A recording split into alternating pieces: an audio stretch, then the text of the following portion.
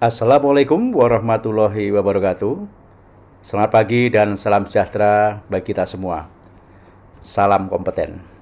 Saudara mahasiswa Asaindo yang saya cintai dan para pemirsa yang saya hormati.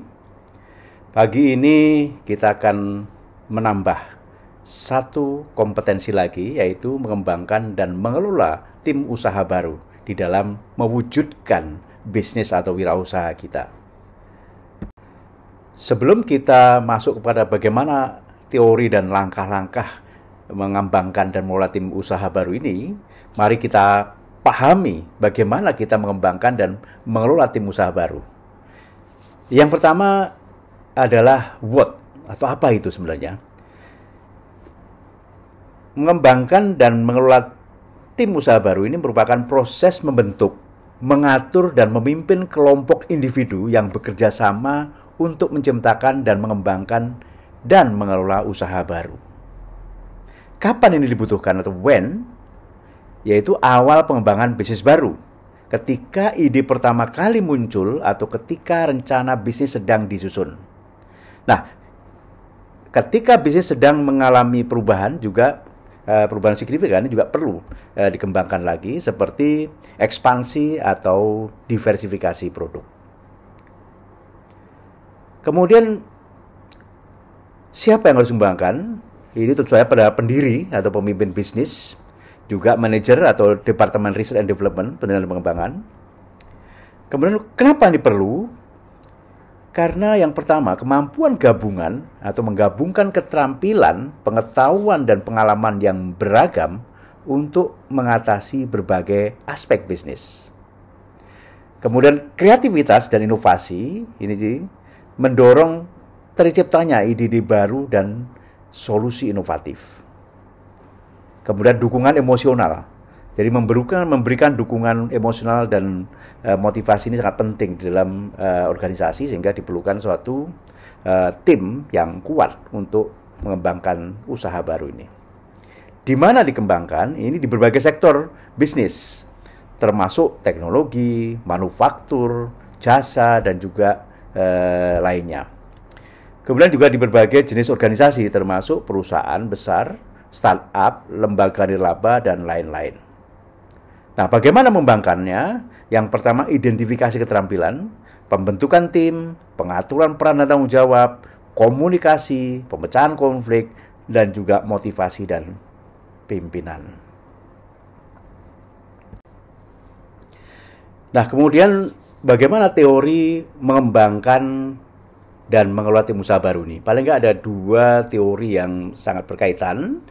Yang pertama adalah teori pengembangan tim atau team development theory.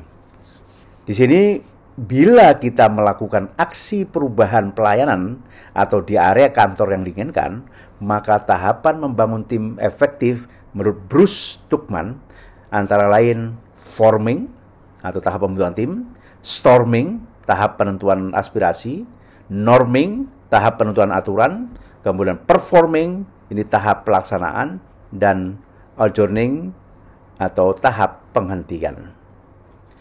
Teori kedua adalah teori kepemimpinan, leadership theory. Nah, teori kepemimpinan ini seperti teori kontingensi Fiedler dan teori transformasi oleh James McGregor Burns, bahwa kepemimpinan yang baik dapat membentuk budaya tim yang positif dan memotivasi anggota tim untuk berkinerja tinggi. Ini sangat penting bagi tim usaha baru.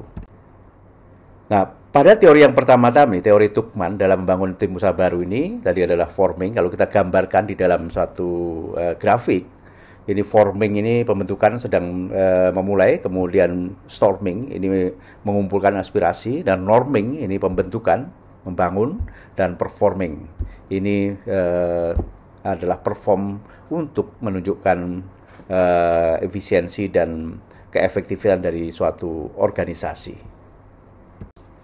Nah, selanjutnya kita masuk pada langkah-langkah bagaimana kita mengembangkan dan mengelola tim usaha baru. Menurut Baringer dan Ireland tahun 2019, ada 5 langkah untuk membangun ini. Yang pertama adalah mengembangkan rencana staffing. Kedua adalah rekrut lantik, latih, dan pertahankan. Kemudian memenuhi kewajiban hubungan industrial, mengelola staf, kemudian meninjau kinerja tim. Ini adalah 5 langkah untuk mengembangkan dan mengelola tim usaha baru. Pada langkah pertama, kita identifikasi kategori okupasi sesuai dengan persyaratan bisnis sebagaimana diuraikan dalam rencana bisnis.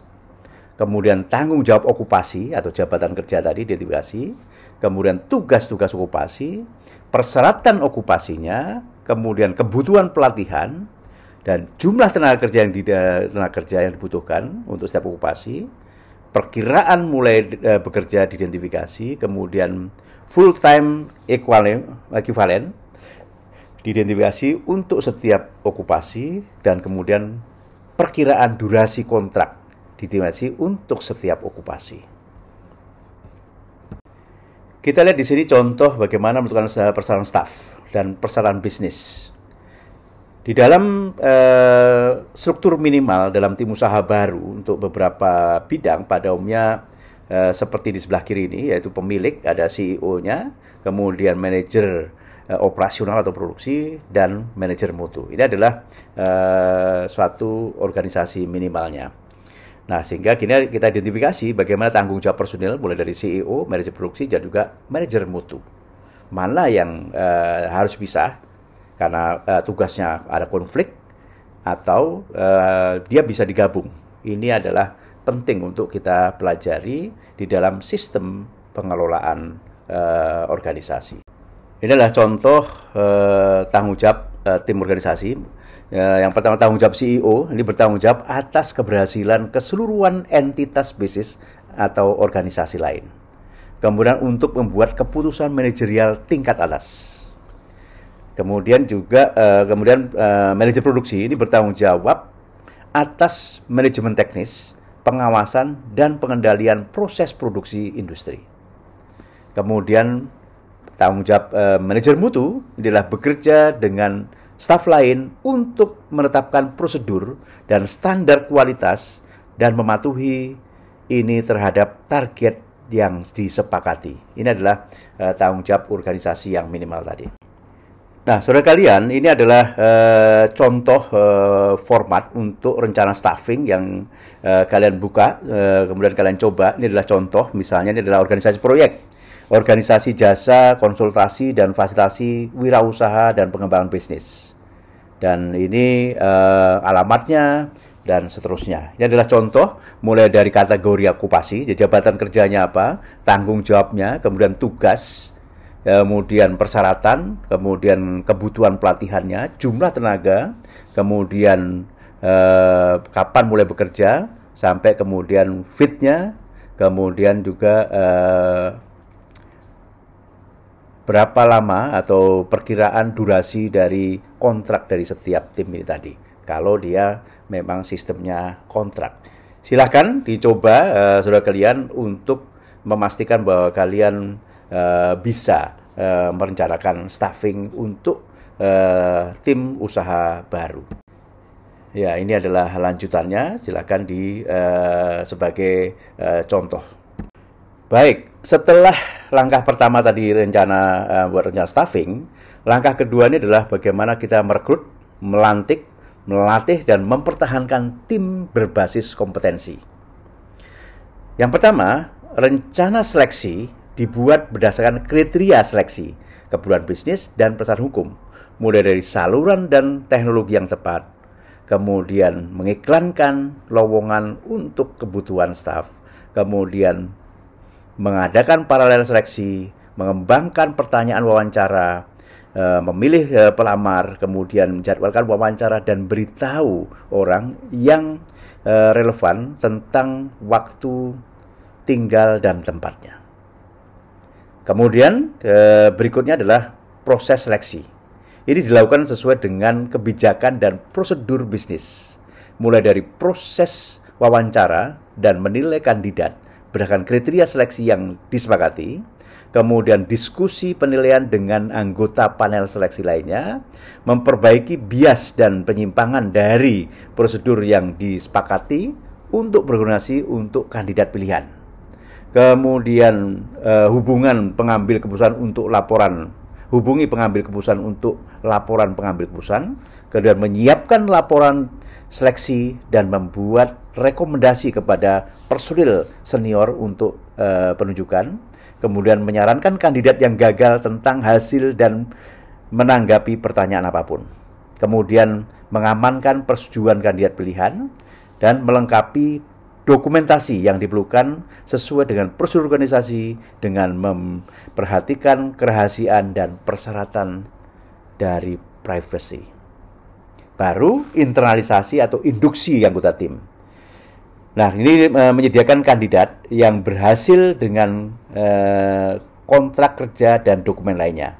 Memberitahu manajer dan tim kerja tentang penunjukan baru. Kemudian memberitahu manajer dan staf tentang tanggal mulai kandidat dan membuat pengaturan administrasi yang diperlukan untuk pembayaran dan pencatatan karyawan. Kemudian mengatur pelantikan kandidat yang berhasil sesuai dengan kebijakan organisasi. Inilah langkah kedua untuk di dalam menyiapkan dan mengelola organisasi. Selanjutnya adalah langkah ketiga, memenuhi kewajiban hubungan industrial. Ada dua hal yang penting. Yang pertama, hak dan kewajiban di tempat kerja dari pemberi kerja dan karyawan. Kemudian prinsip hubungan industrial dikembangkan secara positif dan konstruktif. Pada hak dan kewajiban di tempat kerja dari pemberi kerja dan karyawan, nah ini haknya adalah hak memperoleh upah, hak mendapatkan kesempatan dan perlakuan yang sama, hak mendapatkan pelatihan kerja, hak penempatan tenaga kerja, hak memiliki waktu kerja yang sesuai, hak mendapatkan kesehatan dan keselamatan kerja, hak mendapatkan kesejahteraan, hak ikut serta dalam serikat pekerja atau buruh, hak untuk cuti, dan hak khusus karyawan perempuan. Sedangkan kewajiban ini oleh kewajiban ketaatan, kewajiban konfidensialitas, dan kewajiban loyalitas. Kemudian mengenai prinsip hubungan industrial, ini adalah kepentingan bersama, kemitraan yang saling menguntungkan, hubungan fungsional dan pembagian tugas, kekeluargaan, penciptakan ketenangan berusaha dan ketentraman bekerja, peningkatan produktivitas, dan peningkatan kesejahteraan bersama. Inilah bagaimana langkah memenuhi kewajiban hubungan hak dan kewajiban hubungan industrial. Langkah keempat adalah mengelola staf. Ada 4 hal yang harus kita lakukan. Yang pertama adalah alasan pengembangan staf diidentifikasi. Ini isinya alasannya adalah efisiensi, konsistensi, keluhan, mengatasi kelemahan, dan kepercayaan diri. Kemudian yang kedua adalah strategi dan program pengembangan staf dikembangkan. Mulai strategi, ini memberikan kesempatan pada setiap karyawan untuk menyalurkan ide dan gagasan pribadi mereka. Kemudian memberikan penghargaan atau reward kepada karyawan. Mengadakan program pelatihan bagi karyawan. Itu strategi ya. Sedangkan program pengembangan staf ini melalui pelatihan, IDP atau Individual Development Plan, pengembangan profesi. Kemudian yang keempat adalah program pelatihan dilakukan. Pelatihan induksi, pelatihan pekerjaan, in-service education, melanjutkan pendidikan, pelatihan untuk fungsi khusus. Kemudian yang keempat, evaluasi dilakukan terhadap strategi dan program pengembangan staf ini. Yang pertama, identifikasi dan libatkan pemangku kepentingan utama dan jelaskan kegiatan dan tujuan pengembangan staf ini. Kemudian tentukan tujuan dan pertanyaan evaluasi Anda sambil mengidentifikasi indikator yang akan Anda ukur. Kemudian analisis dan tafsirkan hasil untuk dibagikan dan gunakan temuan Anda secara efektif. Ini adalah bagaimana kita mengelola staf. Yang kelima atau langkah kelima adalah meninjau kinerja tim. Ini ada 4 hal yang harus kita lakukan. Yang pertama adalah hasil kinerja diidentifikasi kesesuaiannya dengan kinerja bisnis. Ini terdiri atas pencapaian tujuan dan sasaran yang telah ditentukan sebelumnya, kemudian efisien penggunaan sumber daya dan dalam menghasilkan barang dan jasa, dan kualitas dan jasanya, kualitas barang dan jasa. Yang pertama. Kemudian kompetensi diidentifikasi untuk meningkatkan kerja tim. Jadi kita aspek kompetensi, kita lihat mulai pengetahuan, keterampilan, dan sikapnya. Kemudian yang ketiga, aspek ketiga adalah tingkat pergantian staf diidentifikasi. Apakah tinggi? Ini berarti lebih besar 15%. Rendah, ini di bawah 15%. Kemudian yang keempat adalah kekompakan tim diidentifikasi dalam peningkatan kinerja proyek secara keseluruhan. Kolaborasinya, kerjasamanya, kompetensi bekerja sama. Ini adalah bagaimana kita meninjau kinerja tim. Baik, saudara kalian, setelah kita bahas tadi langkah-langkah secara keseluruhan mengenai bagaimana kita mengembangkan dan mengelola tim usaha baru ini, mari kita mulai latihan agar kalian semuanya bisa kompeten, real, bukan hanya memahami, tapi bisa melakukan dari kegiatan mengembangkan dan mengelola tim usaha baru ini. Silahkan buka buku kerja kalian untuk kita sama-sama lakukan latihan. Nah, di sini bisa dibuka di formulir yang untuk mengembangkan mengelola tim usaha baru. Di sana ada 5 langkah, kemudian ada kriteria kinerjanya dan hasil rekaman. Untuk langkah pertama, untuk rencana staffing, ini gunakan form yang tadi sudah kita bahas untuk bagaimana kita merencanakan staff dan dilampirkan nantinya. Kemudian rekrutmen, pelantikan, pelatihan, dan mempertahankan. Ini bisa dilihat di sini ada kriterianya. Kalian bisa pilih yang mana digunakan oleh organisasi kalian sesuai dengan rencana bisnis yang sudah kalian lakukan sebelumnya. Kemudian juga ini adalah pilihan-pilihan. Pilihan bisa lebih dari satu untuk setiap langkah di dalam mengembangkan dan mengelola tim usaha baru. Ini langkah kedua, langkah ketiga, dan juga langkah keempat, serta langkah kelima meninjau kinerja tim. Silakan dicoba dan lihat bagaimana teori dan makna daripada mengembangkan dan mengelola tim usaha baru ini. Selamat mencoba. Baik, itu tadi kita sudah membahas dan sudah mencoba latihan untuk bagaimana mengembangkan dan mengelola tim usaha baru. Ini adalah summary dari apa yang kita bahas. Ada 5 langkah untuk mengembangkan mengelola tim usaha baru, mulai dari rencana staffing, kemudian rekrutmen, pelantikan, pelatihan, dan mempertahankan tim, kemudian memenuhi kewajiban hubungan industrial, mengelola staf, dan meninjau kinerja tim. Jelaskan dengan slide ini, saudara kalian, untuk bisa bagaimana mengkomunikasikan kompetensi saudara sekalian, bagaimana mengembangkan dan mengelola tim usaha baru. Baik, terima kasih atas perhatiannya dan salam kompeten.